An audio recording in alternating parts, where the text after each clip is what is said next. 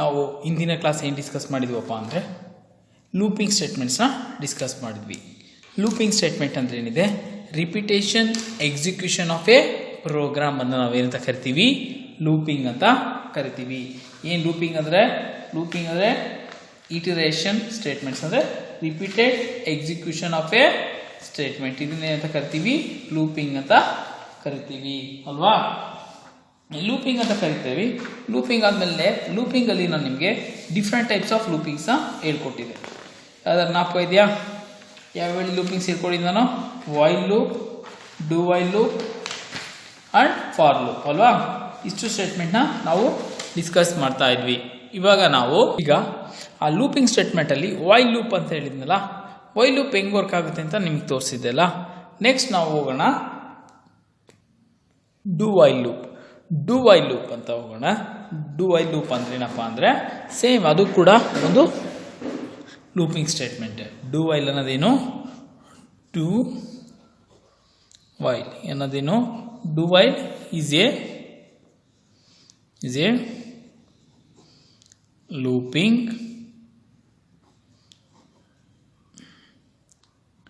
statement. Do while is a looping statement.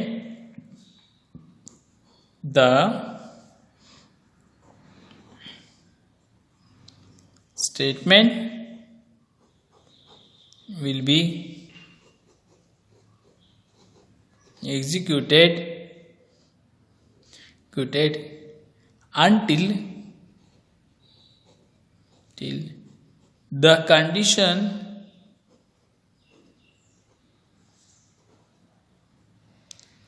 become ಏನಾಗಿರುತ್ತೆ, become false. Do while ಲೂಪ್ನ ಏನಂತ ಕರಿತೀವಿ ಇನ್ನೊಂದು ಲೂಪಲ್ಲಿ ಅಂದರೆ, ಡು ವೈಲ್ನ ಪೋಸ್ಟ್ ಟೆಸ್ಟೆಡ್ ಅಂತ ಕರಿತೀವಿ.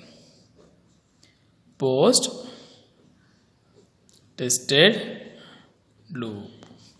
ನಾವು ಜ್ಞಾಪಕ ಇರಲಿ, ವೈಲ್ಗೆ ಏನಂತ ಕರಿತೀವಿ, ಪ್ರೀ ಟೆಸ್ಟೆಡ್. ಡು ವೈಲ್ಗೆ ಪೋಸ್ಟ್ ಟೆಸ್ಟೆಡ್. ಆಯ್ತಾ? ಇದರ ಸಿಂಟ್ಯಾಕ್ಸ್ ಹೆಂಗೆ ಬರುತ್ತೆ,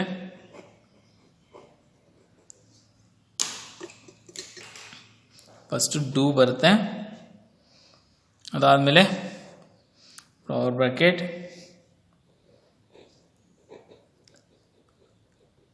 ಸ್ಟೇಟ್ಮೆಂಟ್,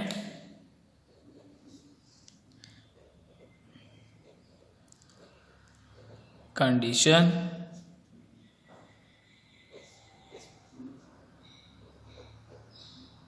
ವೈಲ್. ಆಯಿತಾ? ಇಲ್ಲಿ ಇದಕ್ಕೆ ಸೆಮಿಕೋಲನ್ ಇರುತ್ತೆ, ವೈಲಲ್ಲಿ ಸೆಮಿಕೋಲನ್ ಇರಲ್ಲ. ಇದು ಫ್ಲೋ ಚಾರ್ಟ್ ಹೆಂಗೆ ಬರ್ತೀವಪ್ಪ ಅಂದರೆ,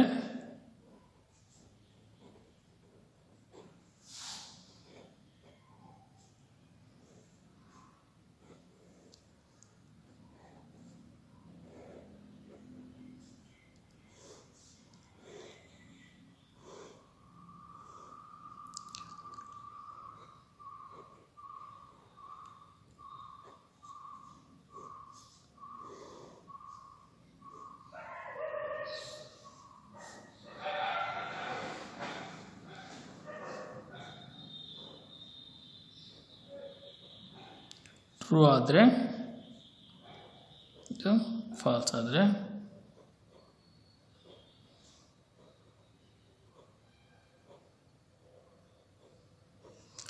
ಈ ಥರ ಬರುತ್ತೆ. ಓಕೆನಾ? ಇದು ವೈಲು ಮತ್ತು ಡು ವೈಲ್ನ ಸಿಂಟ್ಯಾಕ್ಸ್ ಮತ್ತು definition. Next difference between while and do while ನೋಡೋಣ.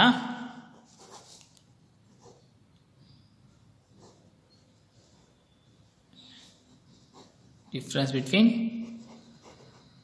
while and do while. First, while andreno, while is a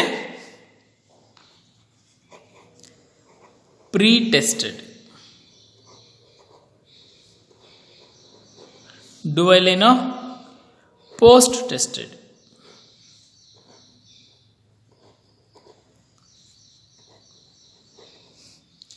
ಇದು ಸಿಂಟ್ಯಾಕ್ಸ್ ಏನು ಬರುತ್ತೆ ಅದನ್ನು ಬರೆಯೋಣ. While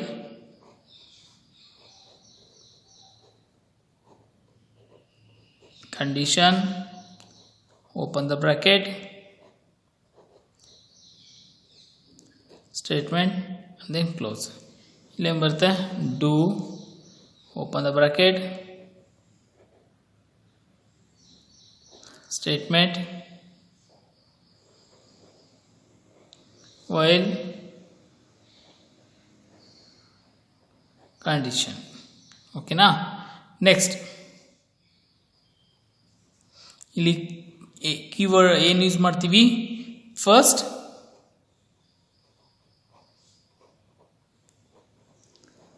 condition will be check. ಇಲ್ಲೇನು ಮಾಡುತ್ತೆ, ಫಸ್ಟ್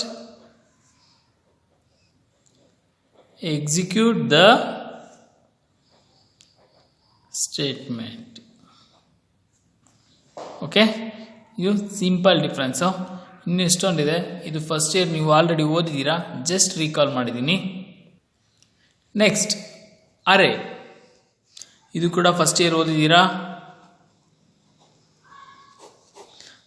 ಅರೆ ಅಂದ್ರೇನು? ಅರೆ ಅಂದರೆ is a collection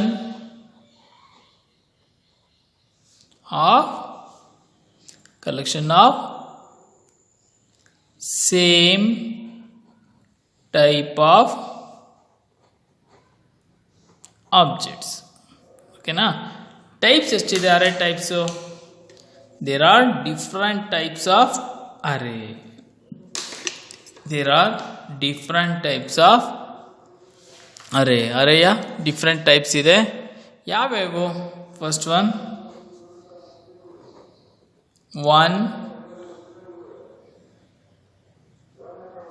dimensional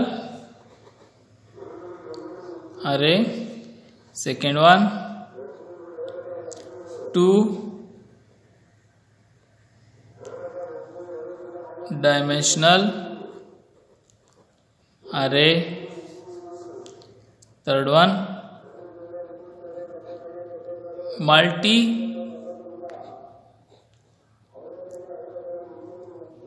dimensional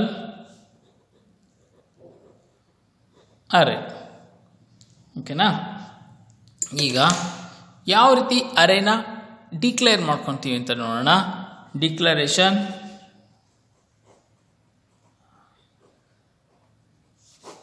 declaration ಯಾವ ರೀತಿ ಮಾಡ್ತೀವಿ ಅಂದರೆ, ಫಸ್ಟು ಡೇಟಾ ಟೈಪ್, ಅರೆ ನೇಮ್, ಸೈಜ್. ಓಕೆನಾ. ಈಗ ಸಿಂಗಲ್ ಡೈಮೆನ್ಷನಲ್ ಅರೆ ಹೆಂಗೆ ಮಾಡ್ಕೊತೀರಾ? ಅದು ಒನ್ ಡೈಮೆನ್ಷನ್ ಅಂದ್ರೆ ಒಂದೇ, ಸಿಂಗಲ್ ಅಂದ್ರೆ ಒನ್ ಡೈಮೆನ್ಷನಲ್. ಹೆಂಗೆ ಡಿಕ್ಲೇರ್ ಮಾಡ್ತೀರಾ? ಒನ್ ಡೈಮೆನ್ಷನ್ ಏನು ಬರ್ತೀರಾ? ಸಿಂಟ್ಯಾಕ್ಸ್ ಇಲ್ಲಿದೆ ನೋಡಿ.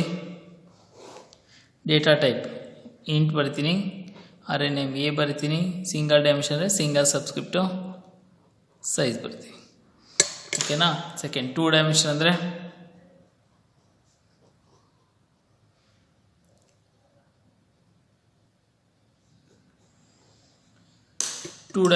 Two subscript.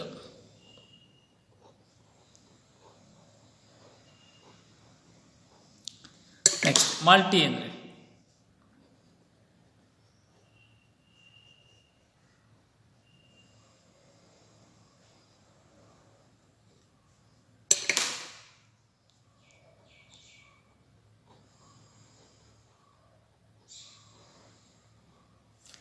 ಓಕೆನಾ. ಈ ರೀತಿ ಬರೀತೀವಿ. ಅರೆ ಏನಪ್ಪ ಮಾಡುತ್ತೆ ಅಂದರೆ, ಅರೆ is represent the data in the format of matrix. Matrix ಅಂದರೆ SSLC ಓದಿರ್ತೀರಾ ಸಂಖ್ಯಾಶಾಸ್ತ್ರ ಅಂತ, ಆಯಿತಾ. ಈ ಸಂಖ್ಯಾಶಾಸ್ತ್ರ ಮೆಥಡಲ್ಲಿ ಅರೆ ನಿಮಗೆ ಮೆಮೊರಿನಲ್ಲಿ ಸ್ಟೋರ್ ಆಗುತ್ತೆ. ಇದು ಫಸ್ಟ್ ಇಯರ್ನ ರಿವಿಷನ್ಸಲ್ಲಿ ನಾವು ಓದಿದ್ದೀವಿ. ಫಸ್ಟ್ ಇಯರ್ ಸಿಲೆಬಸ್ಸಲ್ಲೂ ಇದೆ. ಈಗ ನಾವು ಸೆಕೆಂಡ್ ಇಯರ್ ಸಿಲೆಬಸ್ನ ಪ್ರಾರಂಭಿಸ್ತಾ ಇದ್ದೀವಿ. ಇನ್ನೊಂದು ಕಾನ್ಸೆಪ್ಟ್ ಸ್ಕಿಪ್ ಆಗಿದೆ, ಯಾವುದು ಅಂದರೆ ಫಂಕ್ಷನ್ ಅಂತ. ಫಂಕ್ಷನ್ನ ಡಿಸ್ಕಸ್ ಮಾಡೋಣ, ಆಮೇಲೆ ಸೆಕೆಂಡ್ ಇಯರ್ ಚಾಪ್ಟರ್ಗೆ ಹೋಗೋಣ. ಫಂಕ್ಷನ್ಸ್ ನೀವು ಆಲ್ರೆಡಿ ಓದಿದ್ದೀರಾ. ಇನ್ನೊಂದ್ಸರಿ ರಿವಿಷನ್ ಮಾಡ್ತಾ ಇದ್ದೀನಿ.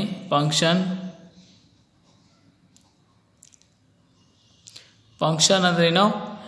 ಒಂದು ಕಾಂಪ್ಲಿಕೇಟೆಡ್ ಫಂಕ್ಷನ್ನ ಅಥವಾ ಒಂದು ದೊಡ್ಡ ಪ್ರೋಗ್ರಾಮ್ನ ಚಿಕ್ಕದಾಗಿ ಡಿವೈಡ್ ಮಾಡೋದನ್ನ ಫಂಕ್ಷನ್ ಅಂತ ಕರಿತೀವಿ. Function is A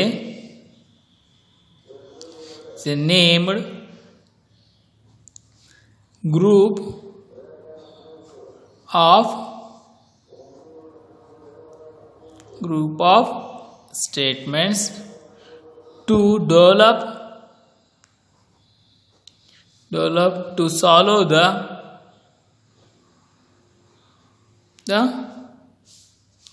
problem.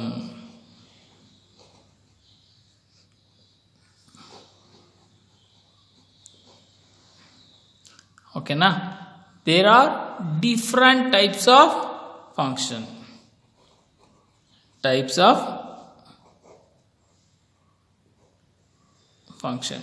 ಯಾವ ಡಿಫ್ರೆಂಟ್ ಟೈಪ್ ಆಫ್ ಫಂಕ್ಷನ್ಸ್ ಇದೆ? First one library function,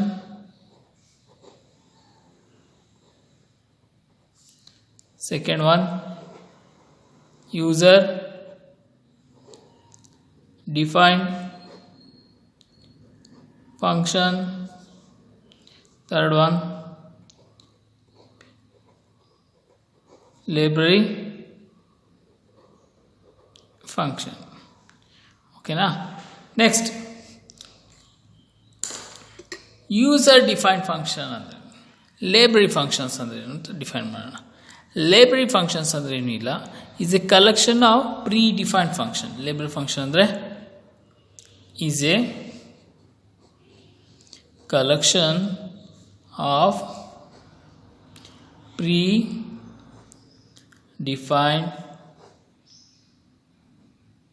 functions. Okay na? user defined functions andre ಏನು ಅಂದರೆ user defined functions ಅಂದ್ರೆ ಇಲ್ಲ, the name given by the user is called as a user defined function ಅಂತ ಹೇಳ್ತೀವಿ. mainly classified into three types. one is library function, user defined function, and then only two library function and user defined functions. ಆಯ್ತಾ? ಇಲ್ಲಿ library functions ಅಂದ್ರೆ definition ಏನು ಬರೆದಿವಿ? is a collection of predefined functions. ಏನೇನು collection of predefined functions ಇದೆ ಅಂದರೆ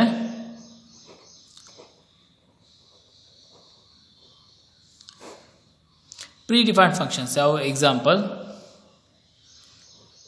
stdio.h ಇದೇನಿದೆ?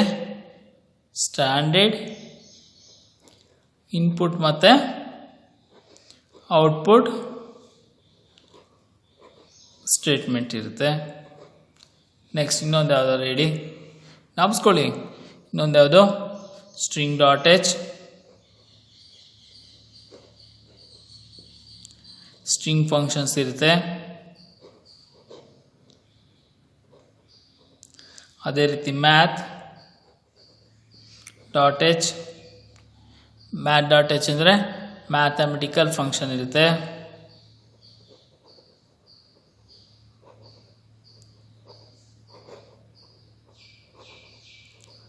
Mathematical function ಇರುತ್ತೆ. IO manipulate.h IO manipulate.h ಅಂದ್ರೇನಪ್ಪ ಅಂದರೆ ಇದು function is used to macros are manipulation of input output operation. Is used to manipulation of input output statements ಅಥವಾ function.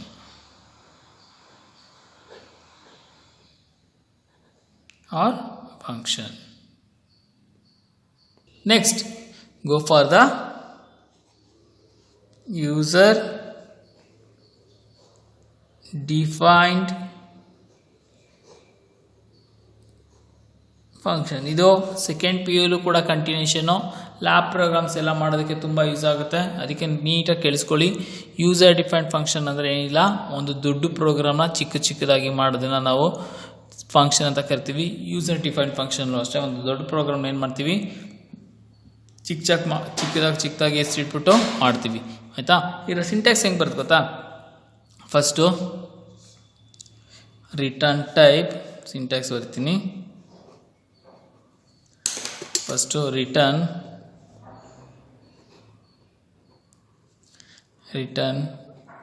Type function name open the bracket argument list and declaration.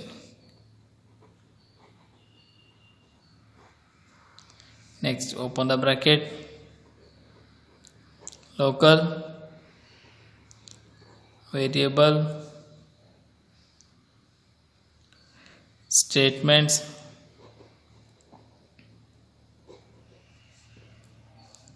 ಆಮೇಲೆ return expression.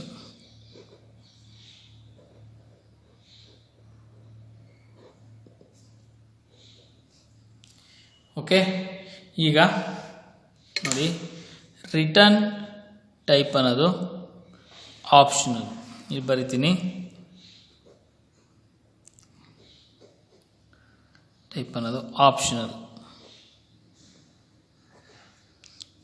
Function name ಅನ್ನೋದು user defined name, ಅಂದರೆ user ಹೆಸರು ಕೊಡೋದು. ಆಯಿತಾ? Next argument list. ಇದು optional, ಬೇಕಾದ್ರೆ argument pass ಮಾಡ್ಬೋದು, ಇಲ್ಲ ಅಂದರೆ ಇಲ್ಲ. ಡಿಕ್ಲರೇಷನ್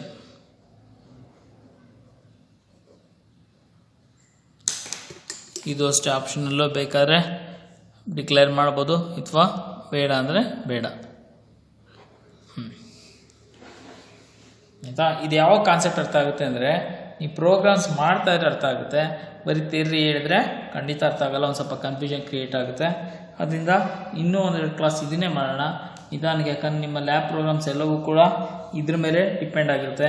ಫಂಕ್ಷನ್ಸ್ ಇದು ಕಲಿತಾ ಅಂದರೆ ನಿಮಗೆ ಲ್ಯಾಬ್ ಪ್ರೋಗ್ರಾಮ್ಸು ಸಂಪೂರ್ಣವಾಗಿ ಈಸಿ ಆಗುತ್ತೆ. ಇದನ್ನು ನಾವು ಸಿ ಪ್ರೋಗ್ರಾಮ್ ಮಾಡಬೇಕಾದ್ರೆ ಅಥವಾ ಪ್ರೋಗ್ರಾಮಿಂಗ್ ಕಾನ್ಸೆಪ್ಟ್ ಸ್ಟಾರ್ಟ್ ಆದಮೇಲೆ ಹೇಗೆ ನಿಮಗೆ ರಿಪೀಟ್ ಮಾಡ್ತೀನಿ ಈ ಕಾನ್ಸೆಪ್ಟನ್ನ. ಇವು ಜಸ್ಟ್ ಡೆಫಿನೇಷನ್ಸ್ ಮಾತ್ರ ತಿಳ್ಕೊಂಡಿರಿ. Next go for the type of arguments. Type of arguments. Arguments ಅಂದರೆ ಗೊತ್ತಾ? ಆರ್ಗ್ಯುಮೆಂಟ್ಸ್ ಸಿಂಪಲ್ ಆಗಿ ಹೇಳ್ಬೋದು. ಡೆಫಿನೇಷನ್ ಬರ್ತೀನಿ ನೋಡಿ. Argument means a variable in a function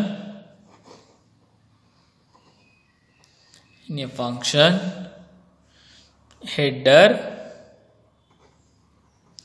is called argument. So arguments.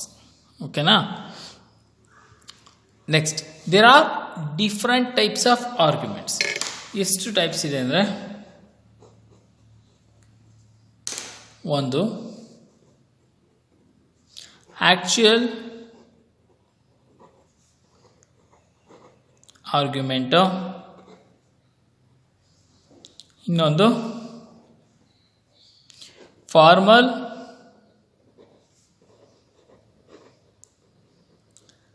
Argument. Actual argument ಅಂದರೆ ಏನಪ್ಪ ಅಂದರೆ, actual argument nothing but the argument can be constructed or argument can have name of the function end list ಅಂತ. ಅಂದರೆ ಆರ್ಗ್ಯುಮೆಂಟಲ್ಲಿ ಯಾವ್ದಾದ್ರು ವೇರಿಯೇಬಲ್ನ declare ಮಾಡಿಕೊಂಡ್ರೆ ಮಾತ್ರ ಅದು ಆರ್ಗ್ಯುಮೆಂಟ್ ವೇರಿಯೇಬಲ್ ಆಗುತ್ತೆ, ಇಲ್ಲ ಅಂದರೆ ಆಗಲ್ಲ. ಇದು ನಿಮಗೆ ಪ್ರೋಗ್ರಾಮಿಂಗ್ ಕಾನ್ಸೆಪ್ಟ್ ಮಾಡಿದಾಗ ಮಾತ್ರ ಗೊತ್ತಾಗುತ್ತೆ. ಡೆಫಿನಿಷನ್ ಹೇಳಬೇಕಾದ್ರೆ ಏನು ಮಾಡ್ತೀರಾ, the argument or parameter is called in actual arguments. ಅಂದರೆ ಆರ್ಗ್ಯುಮೆಂಟ್ ಕ್ಯಾನ್ ಬಿ ಕನ್ಸ್ಟ್ರಕ್ಟೆಡ್ ಅಥವಾ ವೇರಿಯೇಬಲ್ನ ಕನ್ಸ್ಟ್ರಕ್ಟ್ ಮಾಡ್ತೀವಿ, ಅದರಿಂದ ನಾವು ಆ್ಯಕ್ಚುಯಲ್ ಅಥವಾ ಫಾರ್ಮಲ್ ಆರ್ಗ್ಯುಮೆಂಟ್ಸ್ ಅಂತ ಕರಿತೀವಿ. ಇದು ಪ್ರೋಗ್ರಾಮಿಂಗ್ ಕಾನ್ಸೆಪ್ಟ್ ಓದಾಗ ಮಾತ್ರ ನಿಮಗೆ ಅರ್ಥ ಆಗುತ್ತೆ. Next variable.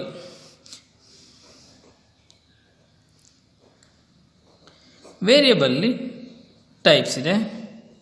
First one local, second one global. Local variable ಅಂದರೆ ದ ವೇರಿಯೇಬಲ್